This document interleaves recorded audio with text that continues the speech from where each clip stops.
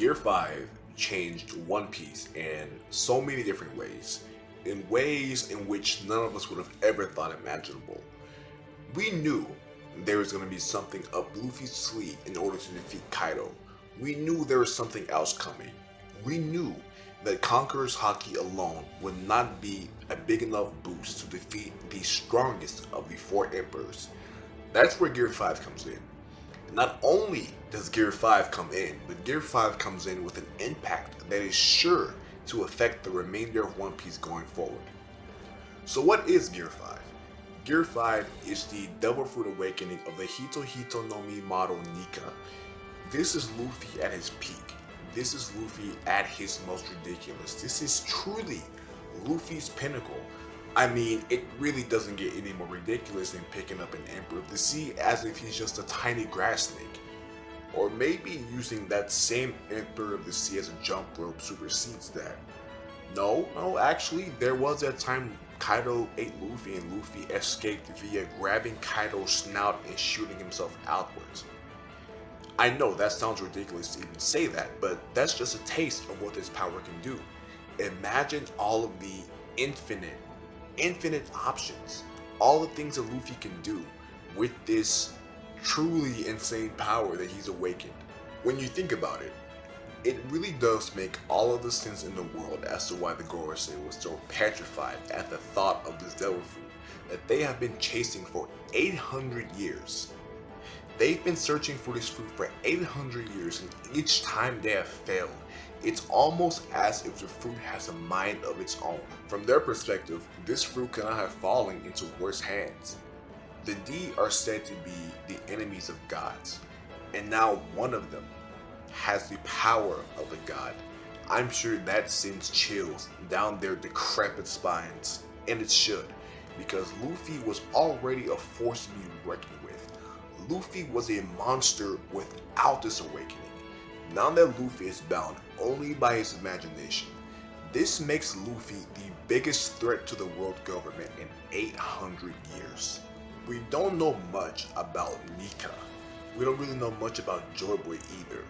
But we have some clues, we have some pieces here that can help us paint a picture. So according to Husu, Sun God Nika was a figure from long ago whose slaves are prayed to, hoping that he would bring laughter to their faces and free them from their suffering. The biggest takeaway from that excerpt is freedom.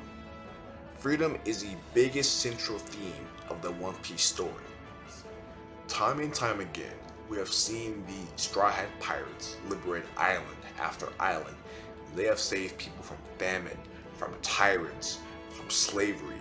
We've seen this unfold within the story. This is what makes One Piece a story that it is. This is a story about freedom, and there is no main character across any medium that better embodies freedom than Luffy. That's why Luffy has the Hito Hito no Mi model Nika. Nika itself is freedom, and freedom is Luffy.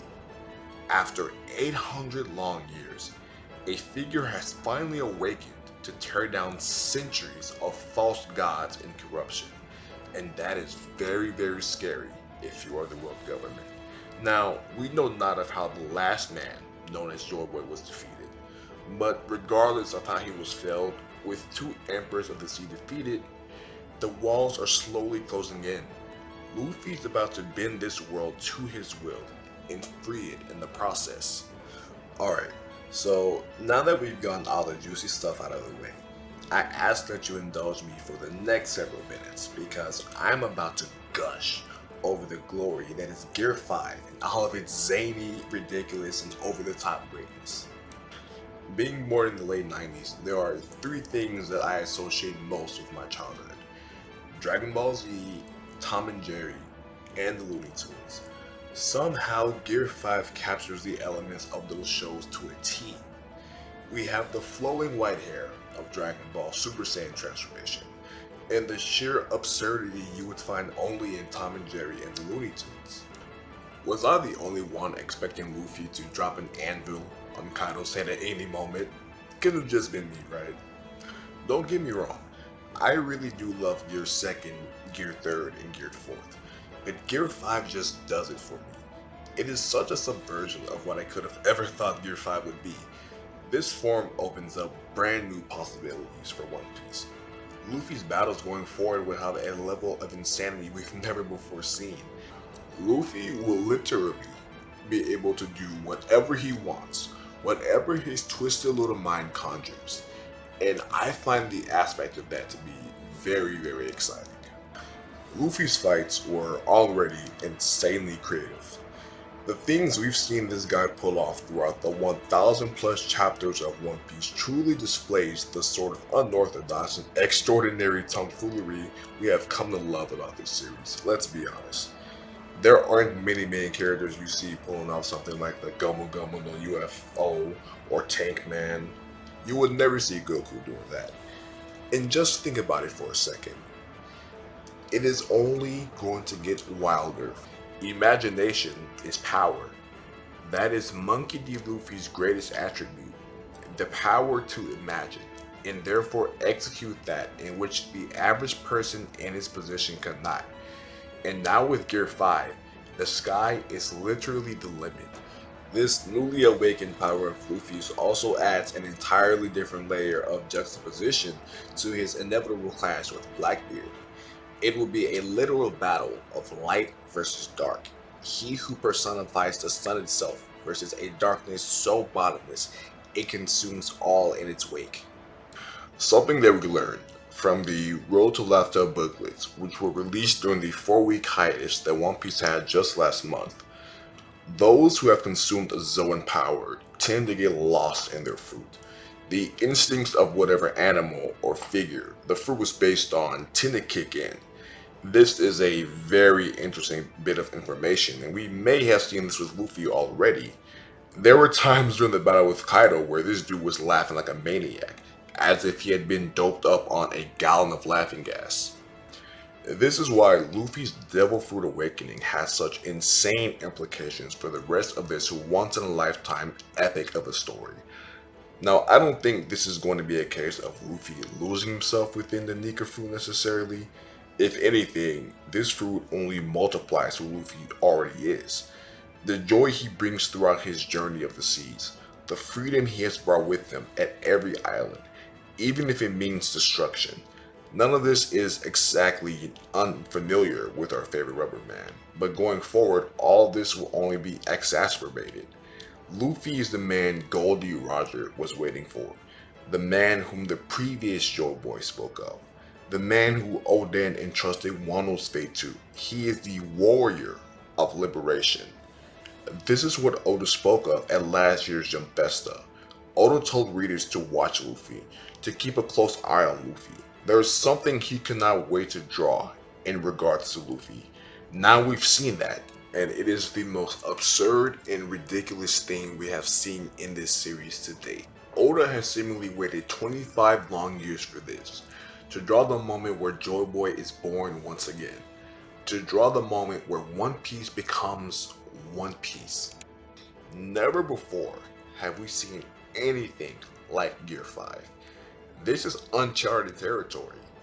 To introduce a transformation, a physical and spiritual transformation for your main character, this monumentous and this late into the story is almost unheard of. 1,000 chapters in. I can't stress that enough. 1,000 plus chapters in, and Oda still finds a way to blow readers' mind.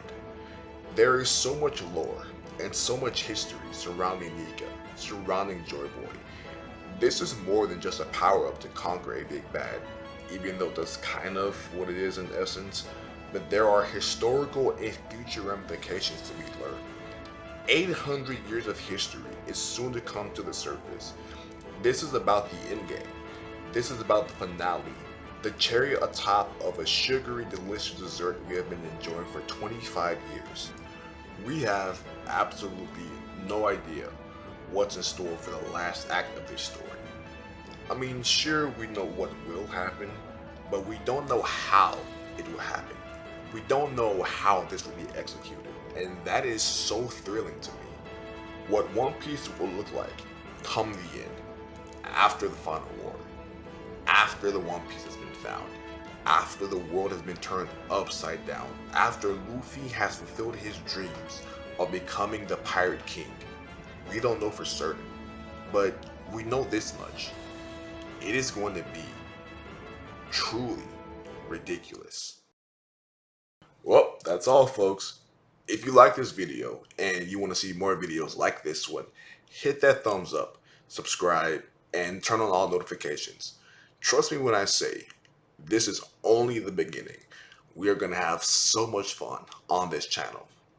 Now, that being said, I will see you good people later.